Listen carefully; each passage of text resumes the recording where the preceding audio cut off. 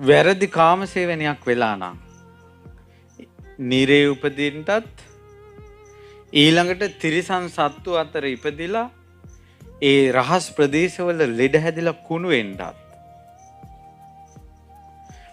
ඊළඟට ආදරේ නොලැබෙන්නත් පවුල් කඩාකප්පල් වෙන්නත් දරුවෝ නොලැබෙන්නත් ආදරේ හිග වෙන්නත් නින්දා ලබන්නත් අභූත චෝදනා ලබන්නත් එක වැරදි කාමසේවනයක විපාක බලපානවා.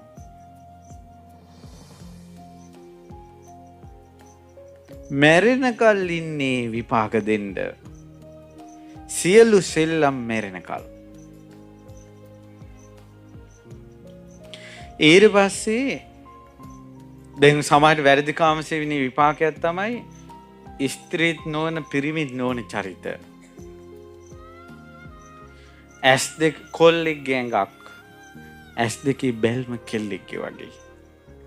කොල්ලෙක්ගේ ඇඟක් කතාව කෙල්ලෙක්ගේ වගේ.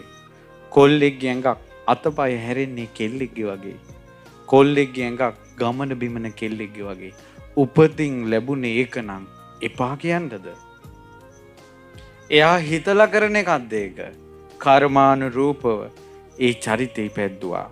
සංසාරේ වැරදි කාමසේවනයේ විපාක. දැන් එක එක ගෙවල් වලට රිංගා තමනුත් පව් වැඩ කර කර එහෙම චරිතයක් දැක්කම hina වෙනවා. ඒ මිනිස්සු hina වෙන්නේ තමන්ගේ අනාගතයට. මැරෙනකල් බලාගෙන ඉන්නේ. එනමුත් එවැනි වැරදි ඇති අයද පොදුවේ සිටිනවා. කෝ වෙනසක් නැහැ. බොරුවක් කිව්වොත් එක බොරුවක කර්ම සකස්. ඒකයි බුදු කෙනෙක් පහල වෙලා මේකෙන් ගොඩපළයන්ලා කියන්නේ එච්චර කර්ම විපාක.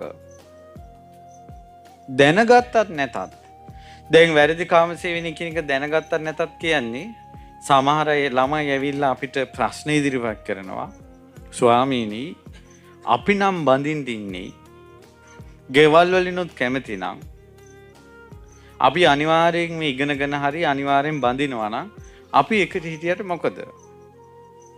මමද ප්‍රශ්නයක් ඇහුවා. හෙට විවාහ වෙන්න ඉන්න දෙන්නෙක් ජෝඩුවක් ඉන්නවා. අද ඒ දෙන්නගේ අතර කරදරයක් වෙනවා. මේක නඩු මගට යනවා. නඩු තීන්දුව මොකක් වෙයිද?